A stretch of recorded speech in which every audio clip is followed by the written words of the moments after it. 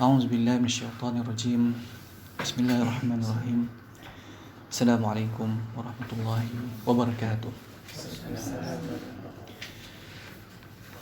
إن الحمد لله نحمده ونستعينه ونستهديه ونستغفره ونعوذ بالله من شرور أنفسنا ومن سيئات أعمالنا. من يهده الله فلا مضل له ومن يضلل فلا هادي له. وأشهد أن لا إله إلا الله وحده لا شريك له وأن محمدا عبده ورسوله.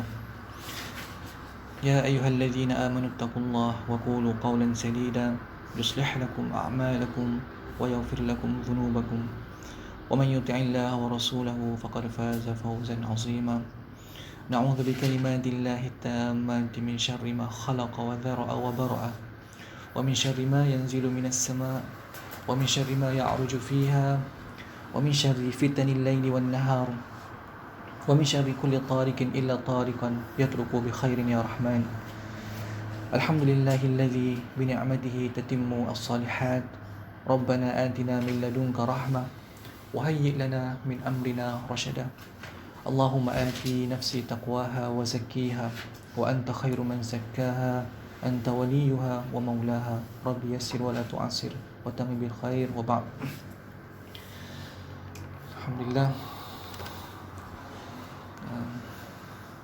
Pertamanya kita merafakkan syukur kepada Allah Subhanahu Wa Taala kerana dengan rahmat dan juga limpah kurnia-Nya Allah Subhanahu Wa Taala beri kepada kita kesempatan dan juga ruang waktu untuk kita sama-sama dapat berkumpul, berhimpun dalam majlis ilmu. Dan pertemuan kita ini mudah-mudahan diberkati dan dirahmati oleh Allah Subhanahu Wa Taala. Pertamanya saya mengucapkan maaf lah kerana hampir 3 kali 3 kali saya terpaksa menolak jemputan kerana berlaku kekangan, masyakkah dan sebagainya. Jadi insya-Allah mungkinlah akan datang ni saya cuba meluangkan masa. Kemungkinan sebab akan datang ni saya tidak lagi bertugas sebagai guru, kerana saya sepenuhnya sebagai pengurusan di Pasti kawasan Pekan. Jadi saya tak terikatlah dengan masa tu, dengan waktu kerja. Jadi mudah-mudahan insya-Allah kita dapat meluangkan lebih masa, terutamanya dalam kuliah-kuliah, dalam pengajian kita, dalam daurah kita. Mudah-mudahan dengan ilmu saya yang sedikit ini dapatlah sekiranya memberi manfaat untuk tuan-tuan. Jadi tajuk apa yang ini? Ma'al Hijrah. Tajuk Ma'al Hijrah. Tapi saya tak bersedia lagi lah.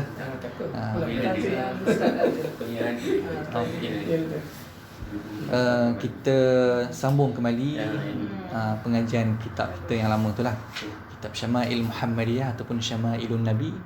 Kitab yang membicarakan tentang sifat-sifat Rasulullah SAW.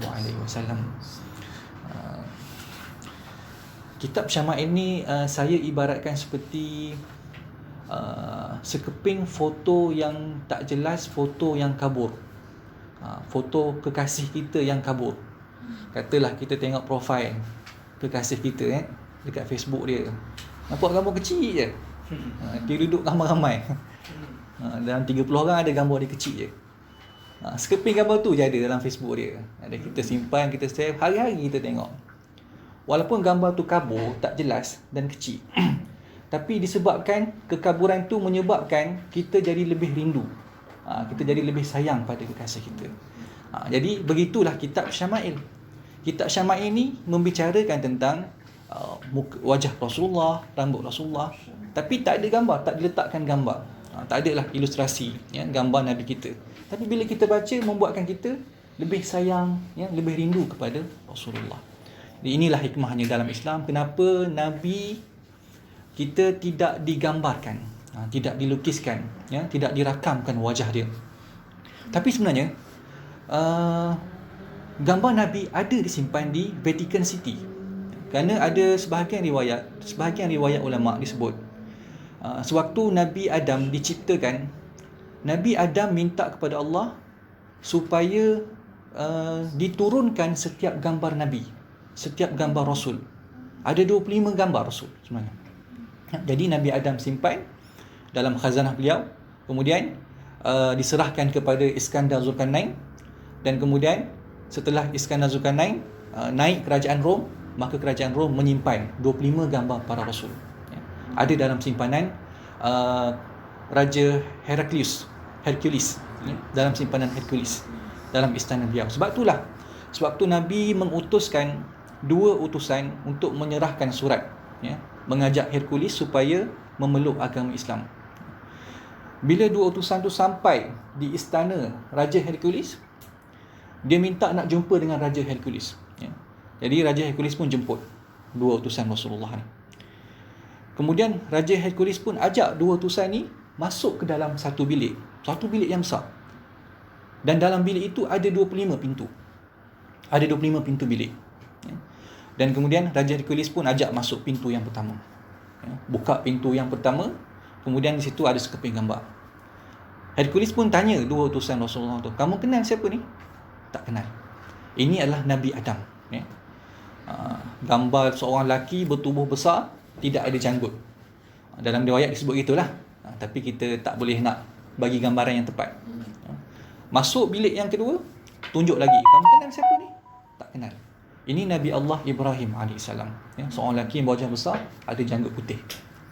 Masuk bilik yang ketiga, tunjuk lagi gambar, "Kamu kenal siapa?" Ini Nabi Allah Musa AS. Nabi Allah Musa AS ada janggut yang nipis, tubuhnya sedikit kecil. Dan di sebelah dia tu ada gambar Nabi Harun. Dan gambar Nabi Harun ni, wajah dia seiras dengan wajah Nabi Allah Musa, kerana kedua mereka ni bersaudara. Masuk bilik yang kelima, ditunjukkan sekeping gambar, "Kamu kenal siapa ni?" Kedua-dua utusan ni menangis. "Subhanallah, inilah Rasul kami. Inilah utusan kami. Inilah Nabi Muhammad SAW." Menangis sebab apa? Sebab dah lama tak jumpa Rasulullah. 2 bulan meninggalkan Madinah untuk menghantarkan surat kepada Raja Hercules. Bila tengok wajah Rasulullah dalam gambar tu, mereka menangis. Sebab sedih terkenangkan sahabat mereka yang mereka cintai. Jadi Hercules kata, "Aku saja letakkan gambar Nabi Muhammad ni pada bilik yang kelima. Sebenarnya gambar ni pada bilik yang ke-25. Jadi ini membuktikan bahawa Rasulullah adalah utusan yang terakhir. Kamu adalah utusan Rasulullah. Maknanya kamu benar. Nabi kamu benar." Dan kemudian Raja Hercules ni, dia memang nak masuk Islam. Dia ajak pembesar-pembesar dia, pada diri dia bincang-bincang, dia kata, "Macam mana ni? Ada seorang Nabi, seorang lelaki di tanah Arab mengaku bahawa beliau adalah Rasulullah, utusan yang terakhir." Jelas bukti-bukti dia, tanda-tanda dia, tanda-tanda kenabian. Bincang, akhirnya ramai tak bersetuju. Dia kata, "Wahai raja kami, wahai tuanku, kalau kamu masuk Islam, maka kamu akan jatuh. Kalau kamu masuk Islam, kami akan lawan kamu, kami akan gulingkan kamu." Dengan sebab itulah akhirnya Hercules tidak memeluk agama Islam, kerana takut kerajaan dia jatuh. Sedangkan dia dah percaya bahawa Rasulullah adalah Nabi akhir zaman. Tapi tak ada hidayah. Dia mencintai kedudukan dia, akhirnya tak dapat hidayah, tidak memeluk agama Islam. Baik, itulah nak ceritanya. Memang ada. Dan sekarang ni katanya masih disimpan di Vatican City. Vatican City ni di mana? Itali kan? Di Itali. Sebab Vatican City tu macam Mekah lah bagi orang Islam kan. Vatican City tu Mekah untuk orang Kristian. Tempat dia orang umrah situ, haji situ lah. Jadi masih ada lagi dalam simpanan tu. Bahkan surat yang Rasulullah bagi kepada Hercules tu masih ada disimpan di Vatican City. Min Rasulillah ila Kaisar. Daripada Rasulullah kepada Kaisar, aslim taslam. Islamlah kamu, nescaya kamu akan selamat. Itu isi kandungan surat dia. Ajak Hercules supaya masuk Islam. Sebab itulah Hercules ni, bila dia sakit ke, dia demam ke, dia akan ambil surat Rasulullah tu, letak di kepala dia. Letak di kepala tu, sembuh. Ini berkat tulisan Rasulullah. Walaupun dia orang Kristian, walaupun dia Kristian, tapi disebabkan kebenaran Nabi, dan keberkatan yang ada pada Nabi, surat yang ditulis oleh Nabi saja boleh menyembuhkan penyakit orang. Ini mukjizat Nabi SAW.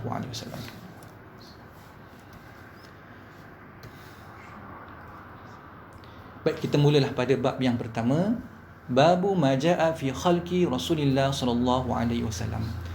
Bab yang menceritakan tentang sifat luaran Nabi, ya, gambaran luaran Nabi, rupa paras Nabi, bentuk tubuh Nabi sallallahu alaihi wasallam. Itu babul khalqi. Adapun babul khuluq itu surah batiniyah, gambaran dalaman. Jadi dalam kitab ini dibahagikan kepada dua bab. Bab yang pertama dia nak cerita sifat luaran, bab yang kedua cerita sifat dalaman Nabi, akhlak Nabi, ya, sifat Nabi macam mana. Okey, kata ulama kenapa didahulukan membicarakan tentang sifat luaran dahulu. Kenapa tak bicarakan tentang sifat dalaman? Kerana kata ulama, kerana sifat luaran itu adalah yang pertama dilihat oleh orang, ya. Itu biasanya menjadi tanda kepada kesempurnaan, ya, bagi dalaman orang tersebut. Biasanya kita tengok luaran orang tu, kita dah dapat nampak gambaran dalaman dia macam mana, ya, sifat dalaman dia macam mana. Sebab itulah didahulukan yang luar, kerana banyak manusia yang tertumpu dahulu terhadap luaran. Kemudian barulah kita melihat pada dalaman.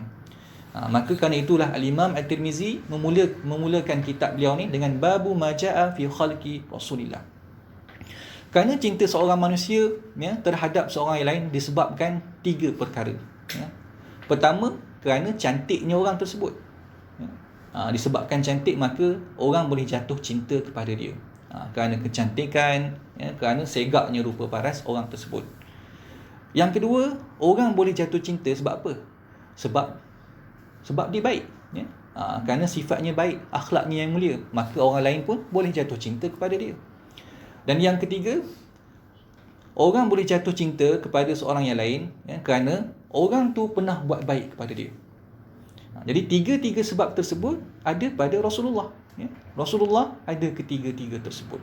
Rasulullah cantik dalaman dia yang boleh menyebabkan orang jatuh cinta kepada beliau. Rasulullah cantik luaran dia yang boleh menyebabkan orang jatuh cinta juga kepada beliau. Dan Rasulullah adalah orang yang paling banyak membuat kebaikan. Tidak ada seorang pun yang paling banyak membuat kebaikan melainkan Rasulullah, ya. Kerana itulah bila Nabi sebut di dalam satu hadis, man dalla ala khairin kafa'ilih.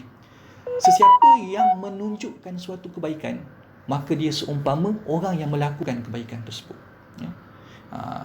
Kita tunjuk orang buat kebaikan, nasihat orang, ya, pergilah semayang, pergilah bersedekah, pergilah baca Quran. Orang yang melakukan kebaikan tersebut, dia dapat pahala, dan kita yang nasihat orang tu, kita dapat pahala macam mana pahala yang orang buat kebaikan tersebut, ya. Sebab tu Nabi kata man dalla ala khairin kafa'ilih.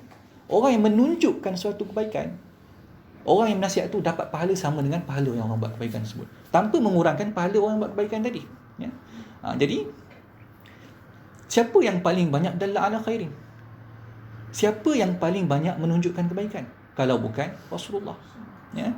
Maka hadis tadi sebenarnya kembali kepada Rasulullah. Nampak, ya, man dalla ala khairin kafa'ili, itu kepada Nabi SAW, ya.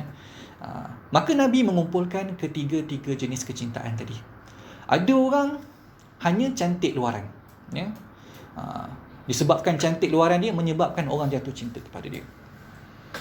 Ada orang cantik dalaman, tapi luaran dia tak berapa cantik, ya. Mungkinlah tak berapa segak, ya, tak berapa nak putih, ya.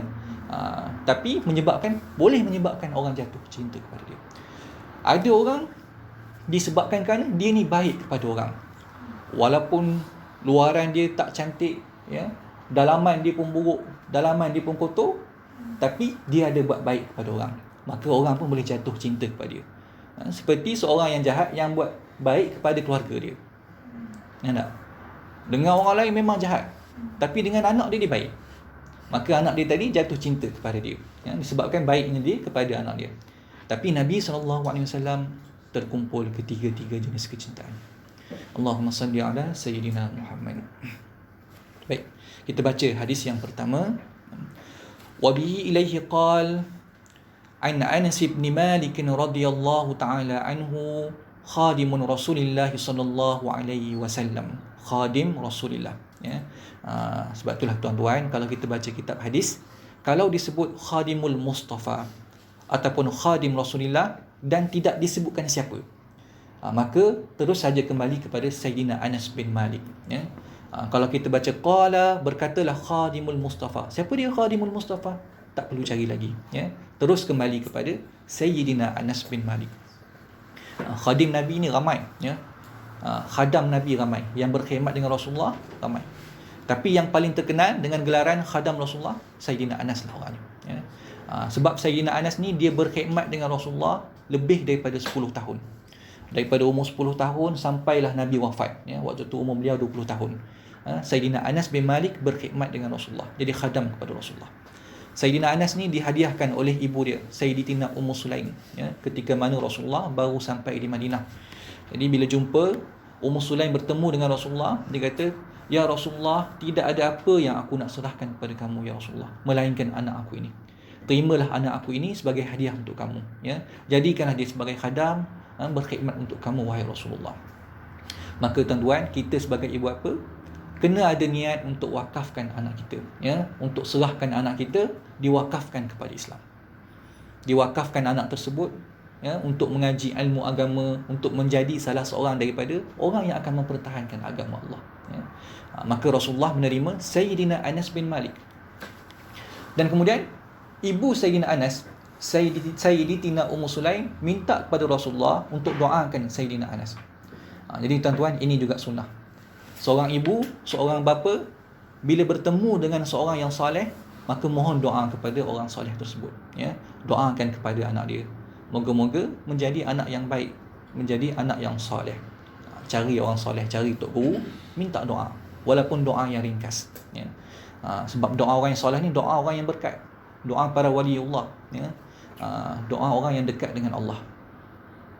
Maka Rasulullah pun berdoalah kepada Sayyidina Anas. Apa doa Rasulullah? Allahumma akthir malahu wa waladahu wa barik fi. Ya Allah, banyakkanlah harta Sayyidina Anas, banyakkanlah zuriat Sayyidina Anas, banyakkan anak dan keturunannya, dan berkatilah Sayyidina Anas. Sebab itulah Sayyidina Anas dia pernah kata, aku telah menanam, aku telah mengebumikan daripada tulang sulbiku, maksudnya anak-anak aku sendiri, yang bukan cucuku. Anak aku saja aku tanam dekat 125 orang. Dia tak meninggal lagi, anak dia meninggal dah. Dan yang meninggal saja 125 orang, ya. Makna banyak, ramainya anak Sayyidina Anas bin Malik. Sayyidina Anas bin Malik ni umur beliau 100 tahun lebih, ya. Umur beliau 100 tahun lebih, Sayyidina Anas bin Malik. Dan Nabi doakan juga harta Sayyidina Anas, ya. Allahumma akthir malahu, ya Allah, banyakkan harta Sayyidina Anas. Maka kerana itulah harta Sayyidina Anas ni dia sangat banyak, ya. Orang lain kalau kebun tamar dia buah setahun sekali, kebun Sayyidina Anas berbuah setahun 2 kali, ya. Dia berbuah setahun 2 kali. Ini berkat doa Nabi SAW. Sebab itulah pernah dalam satu kisah, dalam Madinah pada waktu tersebut terjadi kering kontang, ya, terjadi kemarau. Kebun orang lain semua kering, tapi di kebun Sayyidina Anas saja yang hujan, ya. Kebun orang lain hujan tak turun pun, di kebun Sayyidina Anas saja hujan turun, ya. Ini disebabkan berkat doa Nabi SAW. Dan Nabi sangat sayang dengan Sayyidina Anas. Nabi sayang Sayyidina Anas. Sebab itulah Sayyidina Anas pernah mengatakan, dia pernah menyebutkan bahawa Rasulullah tidak pernah mengatakan kepadaku uff, tak pernah menyebutkan kepadaku, kenapa kamu buat macam ni, kenapa tak buat macam ni. Jadi kita akan bincang, ada dalam hadis ni nanti. Baik. Kana Rasulullah sallallahu alaihi wasallam, adalah Rasulullah sallallahu alaihi wasallam, laisa bitawilil ba'in. Okey, Rasulullah, dia nak bincangkan sifat Rasulullah yang pertama. Rasulullah tidaklah terlalu tinggi, ya. Rasulullah tidak terlalu tinggi. Dan kemudian wala bil qasir, Rasulullah tidaklah pula pendek, ya, tidaklah terlalu pendek. Jadi bermakna Nabi SAW itu rab'ah, tingginya sederhana. Tapi sederhana bukanlah maksud betul-betul sedang-sedang, ya. Sederhana yang lebih hampir kepada tinggi, aqrabu ila tul, lebih hampir kepada tinggi, ya. Maknanya Nabi tinggi tapi tidak terlalu tinggi, dan Nabi juga tidak rendah, ya. Sebab rendah ni sifat naqis, sifat yang kurang. Jadi haram bagi para Nabi bersifat dengan sifat rendah. Sebab kalau sifat rendah maka dah kurang kemuliaan dia. Bila dia nak berdakwah, dia kena pandang orang, kena dongok ke atas. Maka itu dah mengurangkan kemuliaan para Nabi. Sebab tu Nabi tak boleh sifatnya rendah. Nabi mesti tinggi. Jadi kalaulah ada orang yang lebih tinggi daripada Nabi, maka kalau Nabi berjalan dengan orang tu tadi, Nabi akan jadi lebih tinggi daripada orang tadi. Ini mukjizat Nabi. Disebutkan dalam sebahagian kitab, disebutkan oleh Al-Imam An-Nawawi rahimahullah, dia kata kalaulah Rasulullah berjalan dengan dua orang lelaki, yang mana lelaki seorang tu dia duduk atas lelaki seorang lagi, maka Rasulullah akan lebih tinggi daripada dua orang lelaki tadi. Maksudnya kalaulah Nabi berjalan dengan orang yang berjalan macam buat sarkis tu, orang tu duduk atas orang lagi, Nabi lebih tinggi daripada mereka. Tapi kalau Nabi balik duduk dengan orang lain, Nabi kembali seperti ketinggian biasa. Ini mukjizat Nabi. Maknanya tinggi Nabi berubah. Sebab apa? Maksudnya tidak ada orang yang boleh menandingi ketinggian Nabi. Secara luaran tak ada orang lebih tinggi daripada Nabi. Bahkan dalaman Nabi pun tidak ada orang yang lebih tinggi daripada Nabi. Kerana Nabi adalah yang paling tinggi di sisi Allah Subhanahu Wa Taala. Nabi yang paling tinggi di sisi Allah. Antara sahabat yang tinggi, Sayyidina Umar, Sayyidina Umar Al-Khattab. Tingginya 3 meter, disebutkan oleh guru kami, Dr. Ali Jumaah. Memang ada dalam kitab hadis 3 meter tinggi dia. Maknanya kalau macam saya ni 1.75, seorang lagi atas saya, lebih kurang 3 meter. Sebab itulah dikatakan ada dalam riwayat hadis, kalaulah Sayyidina Umar dia duduk di sebelah orang yang duduk atas kuda, maka tinggi Sayyidina Umar sama tinggi dengan orang yang duduk atas kuda tadi. Kalau kita kira tinggi kuda berapa? 1.5 meter, kan? Lepas tu pula orang yang duduk atas kuda tu dengan separuh badan dia lebih kurang 1.5 meter. 1.5 campur 1.5, 3 meter. Maknanya 3 meter ketinggian Sayyidina Umar. Sebab tu Sayyidina Umar ni kalau dia naik kuda, kaki dia boleh cecah tanah. Kaki dia cecah tanah. Macam kita naik basikal budak lah. Maknanya nak kata tinggi Sayyidina Umar. Tapi kalau Nabi berjalan dengan Sayyidina Umar, Nabi akan dilihat lebih tinggi daripada Sayyidina Umar. Kalau Nabi duduk dengan Sayyidina Umar, Nabi lebih tinggi daripada Sayyidina Umar. Ini mukjizat Nabi SAW. Baik, sifat yang kedua, wala bil abyadil amhaq. Dan Nabi SAW tidaklah putih yang pucat. Maksud amhaq di sini putih yang tidak ada kemerah-merahan, khali anil humrah. Putih pucat lah orang panggil, putih pucat ni dalil marad, tanda orang sakit, maka putih Nabi bukanlah putih yang sedemikian. Putih Nabi adalah putih yang bercahaya. Putih Nabi putih yang kemerah-merahan. Ini kulit Nabi SAW. Dan disebut oleh para ulama, kulit yang paling cantik di muka bumi Allah ni kulit yang putih kemerah-merahan. Kita boleh tengoklah orang Syria, orang Syria, orang Lebanon, orang belah Uzbekistan. Kulit dia orang ni putih kemerah-merahan. Bila kena cahaya matahari tu kulit dia orang bertukar jadi warna merah. Tengoklah orang Syria Arab, orang lelaki Syria, syekh-syekh Syria. Jangan tengok anak dara dia orang lah. Bila kena matahari sikit kulit dia orang tukar jadi warna merah. Memang cantik. Kita putih juga tapi putih pucat. Ada putih hijau, putih biru, putih urat-urat.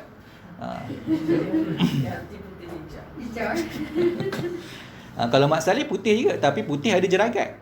Kan? Tengok daripada jauh memanglah putih. Tengok dekat bintik-bintik hitam.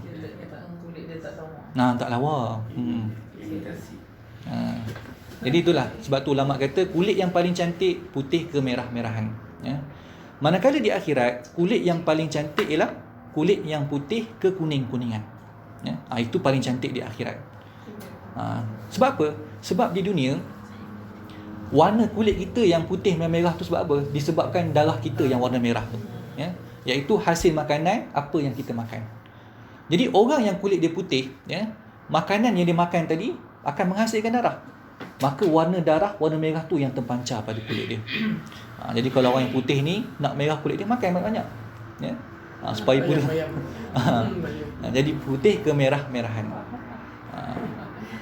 Tapi di akhirat makanan tak lagi memberi kesan, Makanan tak lagi menjadi darah daging kita. Makanan hanya talazzus, hanya untuk bersedap-sedap, hanya nikmat daripada Allah. Sebab itulah dia tak jadi kemerah-merahan, dia jadi putih kekuning-kuningan. Maka Nabi SAW mengumpulkan kedua-dua kecantikan. Kecantikan di dunia dengan kulit yang paling cantik, kecantikan di akhirat dengan kulit yang paling cantik di akhirat. Allahumma salli ala Sayyidina Muhammad. Wala bil adam, dan kulit Rasulullah tidaklah hitam. Ya, hitam maksudnya hitam macam orang Afrika tu lah. Ya, jadi kulit hitam adalah sifat yang kurang. Ya, cuma orang Melayu kita adalah hitam manis tak? Ya, macam lagu Arazmi tu. Hitam manis. Ya. Jadi janganlah kecil hati kalau orang yang kulit hitam. Ya tak? Dia ada manis. Hitam itu menawan. Sebab tu ulama kata as-sawadu jamalun wal bayadu jalalun. Hitam itu cantik, putih itu agung. Ya. Hitam itu cantik, putih itu agung. Wala bil ja'dil qatat. Okey, ini nak membicarakan tentang sifat rambut Nabi, ya. Dan juga rambut Nabi SAW tidaklah rambut yang kerinting, ya. Rambut Nabi tidaklah kerinting yang terlalu kerinting. Wala bis sabat, ya. Dan rambut Nabi juga tidaklah terlalu lurus, ya. Maksudnya rambut Nabi tidak kerinting, tidak lurus. Tetapi pertengahan. Wa khairul umur awsatuha. Yang terbaik adalah pertengahan. Iaitu rambut Nabi ikal mayang. Ya, rambut Nabi ikal mayang. Sebab kebanyakan orang Arab ni rambut mereka ju'udah, ya. Rambut mereka kerinting. Saya duduk di Mesir tu boleh tengoklah macam mana rambut orang Arab tu. Kalau sikat rambut tu lekat sikat kat rambut dia tu. Tak turun dah rambut dia. Dan rambut mereka ni tak boleh panjang. Dia tak boleh panjang macam rambut orang Melayu. Sebab itulah kalau kita nak gunting rambut dengan tukang gunting Arab ni, digunting rambut kita tu nyudahnya jadi macam rambut Abu Bakar Ila. Jadi sobek sana sobek sini. Dia tak boleh gunting rambut kita, ya. Tak boleh. Tak ada style. Sebab rambut Arab ni kerinting dan pendek. Tapi rambut Nabi ajmalus syam, ya. Rambut Nabi rambut yang paling cantik. Ada orang kata, ya, rambut paling cantik ni pernahlah masuk dalam majalah People. Dia kata rambut paling cantik kat dunia ni rambut Brad Pitt dengan rambut Jennifer Aniston, ya. Bini dia dulu, sebelum dia kahwin dengan Angelina Jolie. Tahu kita. Follow. Tapi katanya dah bercerai dah tak dengan Angelina Jolie. Jadi dia kata rambut yang paling cantik rambut Brad Pitt, ya, dengan rambut Jennifer Aniston. Bondi kot. Tak tahulah. Bondi. Tapi sebenarnya lekeh lagi, ya, kalau nak dibandingkan dengan rambut Rasulullah, ya. Sebab tu kalau orang tanya kita rambut siapa yang paling cantik, tak perlu tengok majalah People, baca Syama'il Muhammadiyah, ya. Rambut yang paling cantik di muka bumi Allah rambut Rasulullah. Kita nak tengok rambut seorang tu kerinting ke tak kerinting, tengok bulu mata dia, ya. Bulu mata dia menentukan rambut dia.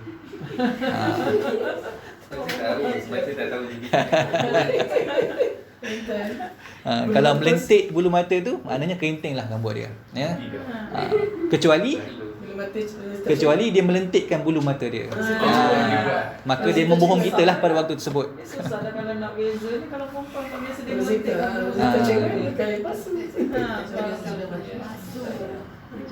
Jadi boleh tengok lah. Tapi janganlah tengok anak dara orang. Duk tengok lama tu. Tengok bini sendiri, Betul ke tak betul boleh tengok. Taklah nak buat kajian betul tak kan Ustaz kan? Boleh cubalah. Kita pun tengok orang cakap kan. Kita tak tahu juga. Kajian. Kajian betul. Duk tengok rambut anak dara. Ni rambut lurus dia ni. Sama juga dengan lelaki, samalah kan. Sama juga. Baik. Ba'athahu Ta'ala ala ra'si 40 sanah. Dan Allah Subhanahu Wa Ta'ala telah mengutuskan Nabi SAW dengan hukum hakam, dengan syariat Islam ala ra'si 40 sanah, pada permulaan umur 40 tahun. Jadi Nabi diutuskan pada umur 40 tahun. Cuma di sini berlaku perbincangan di kalangan ulama. Adakah Nabi menjadi Rasul setelah cukup umur Nabi 40 tahun ataupun ketika mula masuk 40 tahun? Jadi ada beza tu tuan-tuan, ya. Mula masuk 40 tahun dengan cukup umur Nabi 40 tahun. Cukup umur Nabi 40 tahun maknanya nak masuk 41 lah. Barulah Nabi diutuskan menjadi Rasul. Maka pandangan yang paling kuat, ulama sebut cukup umur Nabi 40 tahun, ya. Cukup umur Nabi 40 tahun, Nabi diutuskan oleh Allah menjadi Rasul. Sebab yang dimaksudkan dengan Ra'si Arba'in ay a'laha, iaitu yang paling tinggi. Ra'sun ni maksudnya kepala, ya. Kepala 40 maksudnya yang paling tinggi, yang paling hujung. Paling hujung maksudnya hujung 40 tahun, ya. Maksudnya ketika umur baginda dah cukup 40 tahun, barulah diutuskan menjadi Rasulullah. Faqama bi Makkah 10 sinin, dan Nabi SAW duduk di Makkah selama 10 tahun. Baik. Kalau kita baca sirah, bukan ke Nabi duduk di Makkah selama 13 tahun? Kan? Macam mana hadis yang diriwayatkan oleh Anas bin Malik disebut Nabi duduk 10 tahun? Takkan Anas tak kenal Rasulullah, ya? Kenapa disebut 10 tahun? Sedangkan kebanyakan ulama sebut 13 tahun. Jadi kita mengambil iktibar maksud riwayat hadis ini adalah dengan makna al-kasr, maknanya dibundarkan. Tidak disebutkan 13, disebutkan 10, ya. Ataupun disebutkan 10 tahun dengan makna, jadi ada dua lah tu, ya. Maknanya ada dua pandangan. Tadi kasr maksudnya dibundarkan, 13 jadi 10, ya. Adat orang macam tu. Bukan orang Arab saja, orang Melayu kita macam tu juga, ya. Katalah nak beli gula, nak tak? Pergi pasar raya nak beli gula. Orang tanya nak beli berapa? Nak beli benda? Beli gula. Berapa kilo? Belilah lebih kurang 10 kilo. 10 kilo. Dia ambil berapa? Dia ambil 13. Ditipu ke? Tak. Al-kasr, ya, dibundarkan. Sebab dia rasa berat nak sebut 13. Dia sebut angka yang mudah 10, ya. Dibundarkan. Sebab tu Anas bin Malik disebut 10 tahun. 10 tahun maknanya 13, ya, dibundarkan jadi 10. Ataupun pandangan kedua, sebab apa disebut fa'aqama bi Makkah 10 sinin, duduk di Mekah selama 10 tahun, itu dengan maksud tempoh dakwah Nabi, ya. Kerana 3 tahun lagi menurut pandangan ahli sirah adalah tempoh wahyu tidak turun, ya. Nabi duduk di Mekah 13 tahun. Tapi 10 tahun Nabi terima wahyu. 3 tahun lagi Nabi tak terima wahyu, ya. Jadi sebab tu disebutkan 10 tahun. Sebab itu adalah tempoh dakwah Nabi. Sebab lepas Nabi SAW duduk di Gua Hira, didatangi oleh Sayyidina Jibril, dan kemudian Sayyidina Jibril peluk Nabi bersyiddah dengan kuat. Sayyidina Jibril suruh Nabi baca Iqra. Nabi kata apa? Ma ana biqari', saya tak pandai baca, ya. Kemudian Sayyidina Jibril ajar 5 ayat pertama daripada surah Al-Alaq. Nabi kemudian turun daripada Gua Hira, balik ke rumah, diselimutkan oleh Sayyidatina Khadijah. Jadi kata sebahagian pandangan ahli sirah, tidak turun wahyu lepas daripada tu selama 3 tahun, ya. Lepas turun ayat Iqra bismi rabbikal ladzi khalaq, 3 tahun Nabi tak terima wahyu, ya. Nabi dalam keadaan ketakutan, Nabi dalam keadaan berselimut. Kemudian bila turun ayat ya ayyuhal muddathir qum fa'anzir, wahai orang yang berselimut, bangun dan berilah peringatan. Waktu itulah baru Nabi terima wahyu lepas 3 tahun. Maknanya 3 tahun yang pertama tu Nabi hanya menjadi Nabi, ya, belum lagi jadi Rasul. 3 tahun lepas tu barulah Nabi menjadi Rasul. Sebab ayat tu suruh sampaikan, beri peringatan. Bila beri peringatan ni maksudnya Rasul lah. Sebab tugas Rasul wajib menyampaikan wahyu. Tugas Nabi wahyu untuk diri dia saja, tak wajib sampaikan kepada orang lain. Maka 3 tahun yang pertama Nabi hanya menjadi Nabi, dan kemudian barulah Nabi menjadi Rasul. Maka 3 tahun yang pertama tadi tidak dikira. Wabil Madinati 10 sinin, dan Nabi duduk di Madinah selama 10 tahun. Ini tidak ada khilaf lah, ya. Ulama sepakat, ulama setuju bahawa Nabi duduk di Madinah selama 10 tahun. Wa tawaffahu Allahu ala ra'si 60 sanah. Nabi wafat di Madinah ketika umur 60 tahun. Jadi kalau kita kira berdasarkan kiraan tadi, Nabi duduk di Mekah 10 tahun, duduk di Madinah 10 tahun, 40 campur 10 campur 10, jadi 60 tahun, ya. 60 tahun di sini dengan makna al-kasr juga, ya, dengan makna dibundarkan. iaitu yang paling masyhur 63 tahun. Walaysa fi ra'sihi wa lihyatihi 20 sya'ratan bayda. Baik, ini sifat yang keempat yang dibincangkan dalam hadis yang pertama ni. Dan tidak ada di kepala Nabi dan di janggut Nabi melainkan 20 helai uban sahaja. Dalam hadis ni disebutkan 20. Dalam hadis yang lain disebutkan 17. Ada yang menyebutkan kurang daripada tu, ya. Ala kulli hal, nak bagi tahunya Nabi tidak banyak uban di rambut Nabi, ya. Sampai akhir umur dia, sampai umur 63 tahun, ya. Tidak menafikan bahawa adanya uban itu sifat yang kurang, ya. Sebab itulah saya sebut tadi, kata ulama, as-sawadu jamalun wal bayadu jalalun. Hitam itu cantik, putih itu agung. Maka Nabi mengumpulkan kedua-duanya, ya. Ada hitam di rambut Nabi, ada putih di rambut Nabi, ya.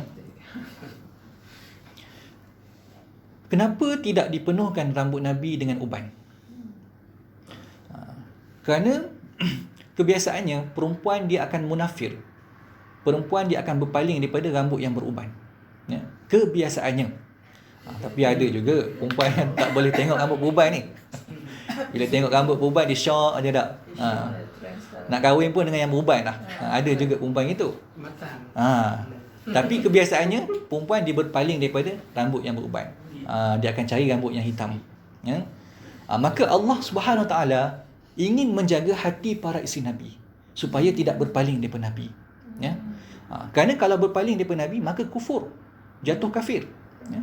Sebab tu nak dijaga hati para isteri Nabi ni, maka tidak dipenuhkan rambut Nabi dengan uban, ya. Rambut Nabi ada di setengah tempat, bisulghah di sini, di tepi ni, kiri kanan.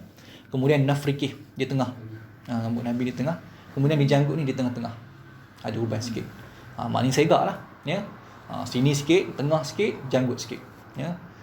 Segak wajah Nabi SAW. Nabi rambut dia belah tengah, ya. Rambut Nabi belah tengah.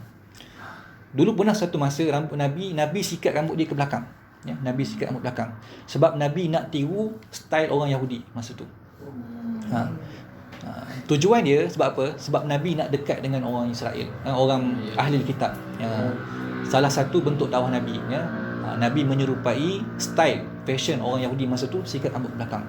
Tapi akhirnya orang Yahudi khianat Nabi, ya, tolak dakwah Nabi. Maka Nabi kata, man tashabbaha biqaumin fahuwa minhu. Sesiapa yang menyerupai suatu kaum, maka dia sebahagian daripada kaum tu. Jadi ahli kitab bila tolak dakwah Nabi, maka Nabi berpaling daripada ahli kitab. Nabi tak sikat lagi ke belakang, Nabi sikat tengah, ya. Nabi belah tepi. Rambut Nabi ada 3. Wafrah ni di cuping telinga ni, rambut Nabi sampai cuping telinga. Limah sampai tengkuk. Dan jummah ni sampai bahu. Rambut Nabi mencecah bahu. Maknanya panjang lah rambut Nabi, ya. Tapi budaya kita tak ada, ya, simpan rambut panjang. Kita biasa pendek je lah. Saya di Mesir tu biasalah simpan rambut, sebab saya tak sanggup nak gunting orang Mesir. Setahun sekali je saya potong, ya. Jadi sambil-sambil tu kita niat lah untuk mengikuti sunnah Nabi, ya. Pernahlah juga sampai ke bahu ni. Akhirnya gambar tu sampailah ke keluarga kita di Malaysia. Dia kata tak ada tukang gunting ke kat Mesir ni? Ayat pelilah. Sedangkan itu sunnah, ya. Itu sunnah. Cuma kalau dah dijadi peraturan, ya, peraturan sekolah dikata tak boleh simpan rambut, maka kita kena patuhlah, ya. Sebab peraturan yang tidak bercanggah dengan syariat, peraturan daripada sesuatu kerajaan, ya, daripada suatu badan yang tidak bercanggah dengan syariat, maka dikira sebagai hukum syariah. Contoh, kalau lampu isyarat. Lampu isyarat peraturan dunia. Tapi kalau kita langgar lampu isyarat, hukumnya berdosa, ya. Kita dapat dosa. Ya. Ya. Sebab peraturan tu telah ditentukan oleh hukumah, oleh kerajaan. Peraturan ditentukan oleh kerajaan, selagi mana tidak melanggari syariat, maka dikira sebagai peraturan hukum syariat. Tapi kalau pukul 12 malam, tak ada kereta, takkanlah kita nak tunggu. Takut jumpa tu dekat di upah itu. Apa kan gelap-gelap. Itu langgar je lah. Tapi tengoklah. Kita tengoklah dulu ya. Tak ada kereta terus je lah. Tapi betul lah kita tengok kan yang buat traffic light tu kita perasan kan manusia ni lah kena ada satu undang-undang walaupun dengan apa orang kata dengan warna tu dia kena ikut tau. Contoh kalau tak ada je traffic light rosak dia tengok apa jadi. Dia simpan CEO tak ada lah masa tu toleransi. Tapi saya suka macam tu. Kalau saya tengok macam dia tak ada ni lah masing-masing. Yalah, jadi penting diri kan. Penting diri. Tak bagi ruang dah. Dia tak bagi ruang dah bersimpan CEO macam tu. Yalah. Saya kata betul Ustaz kata tu maknanya traffic light tu kalau tak follow memang berdosa lah. Berdosa. Ya. Termasuk pakai seat belt. Tali pinggang macam tu. Saya tak pakai. Saya pakai sebab dia berbunyi. Yalah, kalau kereta bunyi tu tak apalah. Kereta bunyi memang kena pakai lah kan. Kalau beli apa nama tu yang dummy seat belt tu, letak tu tak bunyi lah. Bising. Saya tengok ada seorang kan tak nak cakap siapa lah. Kereta tu berbunyi kalau tak pakai seat belt. Dia pakai seat belt dia pakai kat belakang. Dia takkan dia. Letak belakang. Dia ubuh dia tarik tu dia ubuh kat belakang. Dia tak pakai lah kan. Sebenarnya kalau tak pakai apa tu tak ada function tu. Airbag tu tujuan dia tak tu. Jadi tahun depan undang-undang suka kuasa penggunaan pemakaian tali pinggang kereta baik di depan ataupun di belakang.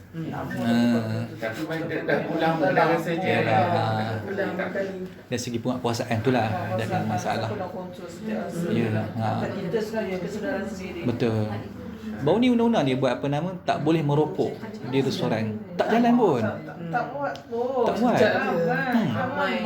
Itulah. Kadang kita pun sendiri rasa nak tegur kan. Sebab dia tak ada tak peka dengan benda macam tu. Kita tegur dia hembus lagi ke kita. Orang sekarang takut yang saat kita nak tegur. Betul. Budak-budak sekarang pun takut nak tegur. Contoh depan rumah saya tu kalau budak dia nak motor kan dia bunyi dia bunyi kuat-kuat kan lain laju. Kita nak tegur tak boleh. Tak boleh. Sebab kita takut kan. Kita takut sebab kita tak ada kat rumah selalu dia kanat lah kan. Betul. Nak tegur tak berani. Yalah. Baru ni viralnya. Geng-geng mak rempik buat bising di pantai. Sabar lah. Pantas Mengganggu Patah keteraman. sempat setiap minggu. yang dalam FB. Kalau setiap minggu patah Yang sempat. pukul lah. tu di Sabah. Di Sabah. Tapi berlaku di pantai sepat ya. Patah Dia sempat. sebab pun sama juga. Oh, Tiap Allah. hari Minggu Cuba pergi hari minggu. jumlah dia lebih pada Oh, 100 ke atas. Lebih daripada 100. Budak-budak. Masya-Allah. Tapi yang sedih Patah ya. sempat. Semua Melayu. Melayu. Lepas tu bila dia Sebab Cina tak lepas Cina tu tak ada, balik, eh? dia pergi- Kalau zaman pergi saya ke dulu motor, ada sekali Cina global lah. Tapi tapi sekarang ni hanya budak Dia kita setiap hari Orang minggu Melayu dia saja. pergi. Saya tak tahu dia Muda-muda berumur lagi. ke apa, saya tak tahu. duduk berkumpul. Dia berkumpul. Berkumpul lepas tu berbising lah. Memekak lah. Tunjuk-tunjuk. Asyik. Yalah dia rank lah. Dia rank kuat-kuat. Macam Betul mana lah. kita nak dekat macam orang macam tu. Macam Ustaz Abid Liu buat kan dakwah dia macam mana kan. Bawa motor dia naik motor kan. Sebab sekarang dakwah kena berbeza daripada dulu. Dakwah kena lunak sikit lah. Dia kena ikut Dia masuk sekali. Masuk sekali. dia sekali. Masuk boleh Kan? tapi kena hati-hati jangan bila dah masuk takut terlekat sekali. Saya takut kita dah masuk dia Sangkut, dah kan? hancur. Yalah. Sebab memang dunia akhir zaman macam tu. Kita tak nak tegur orang dah tegur jadi buat kianat balik. Kita takut. Betul lah. kan. Jadi Itulah apa cabaran. fungsi kita sekarang contoh lah tak boleh nak tegur. Baik, Kita bukannya orang kata orang lain. Anak-anak contoh anak buah kita sendiri pun Sama je. sama je tak boleh nak tegur. Dia akan berbalik jagalah awak punya pak kenapa nak jaga orang punya. So tak tahulah macam mana sekarang. Dia Budaya. berpunca kadang-kadang kita tengok macam kita sebagai mak bapak bila kita menyediakan makan minum sumber tu daripada mana kan. Ya. Tingkah laku kita kita sebagai ketua dan membantu contoh dan keluarga kita larang anak kita jangan isap rokok padahal kita sendiri isap rokok. Kita sendiri buat mengerti kan. Saya tengok budaya sekarang lah kalau pergi TC malam-malam ke dah pukul 10, pukul 11, 12 ke saya tengok ada lagi mak bapak membawa anak-anak kecil. Pukul 10 malam. Ada bawa kecil anak budak ramai sini lah. Maksudnya kalau kita zaman kita dulu membesar saya rasa mak kita larang dah malam-malam memang tak keluar kan. Tapi sekarang orang sekarang ni anak yang kecil-kecil tu dah jadi budaya buat keluar malam. Jadi macam mana nak larang anak balik lewat? Daripada kecil kita dah ajar pergi lepak malam minggu. Kita yang memperkenalkan. Kita tengok kadang-kadang pergi bukan Kita tengoklah budaya orang kita sekarang ni macam mana. Ustaz kena join tu Kena tengok. Kenapa dia boleh jadikan Boleh contoh. Iyalah. Minggu ni boleh pandai sempat tengok macam mana. Petang minggu. Saya kalau hari minggu saya tak Cuba dah dalam pergi mata jalan-jalan sempat saya pada jadi sempat. satu. Padahal Ini dekat petang polis sikit selalu lah. baras pun kan. Padahal Mungkin dalam pukul pening daripada petang, dia orang mula berkumpul. malas lagi Kita ramai. akan tengok macam mana.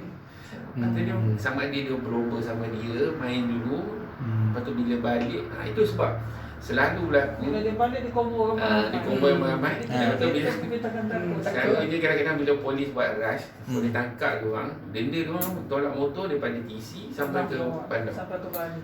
Tapi ada pula orang yang tak suka perbuatan polis tu, mendera apa kalau nak selamat apa. Orang komen lah. Jadi polis juga kena hentam. Polis juga kena marah. Jadi tak selesai masalah. Tak selesai masalah tu. Tapi macam mana kita kena hadapi dia. Benda macam tu. Kontrol.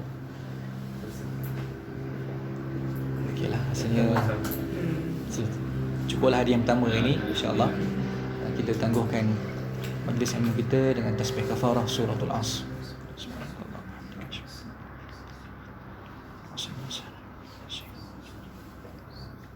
Yang baik itu daripada Allah pastinya, yang kurang yang lemah daripada diri saya sendiri. Mohon ampun, mohon maaf. Siru ala barakatillah.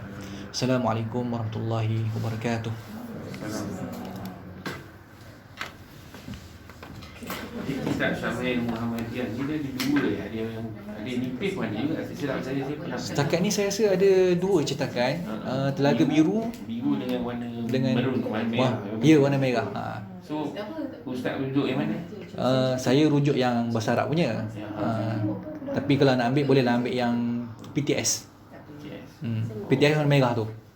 Sebab kadang-kadang benda ni elok juga kalau Dia kita banyak kan dia punya ni. Tu yang warna merah tu. Elok merah merah. lah. ada. Itu kalau kita beli tu boleh baca sendiri. Cuma kena berhati-hatilah, kadang-kadang terjemahan ni silap. Sebabnya macam saya sebut tadi kulit Nabi. Ada setengah terjemahan dia kata kulit Nabi tidak putih, terlalu putih, tidak terlalu hitam. Dia buat kesimpulan kulit Nabi sawo matang. Macam kita pula. Macam kita. Sedangkan tak tepat. Kulit Nabi putih kemerah-merahan. Orang Arab ni. Kita faham orang Arab tu. Tapi yalah. Takkan kita bayang kulit Nabi ni macam kulit orang Melayu, kuning lansat. Tapi asal keturunan orang Melayu pun daripada belah-belah Arab kan. Ya, saya tak tahu. Kalau ikut Ustaz Badri Shah punya ceramah kuliah ni, Ustaz dia Badri Shah. kata orang Melayu ni asal keturunan daripada Nabi Ibrahim juga. Nabi Ibrahim. Tapi anak dia lah yang dah berapa keturunan dah. Kita ni asal dari itu sebab orang Yahudi tidak macam orang Melayu. Jadi ikut cerita ceramah dia lah kuliah Ustaz Badri Shah lah, dia tahu. Kulit sama. Orang Yahudi Dia kata macam orang Yahudi tak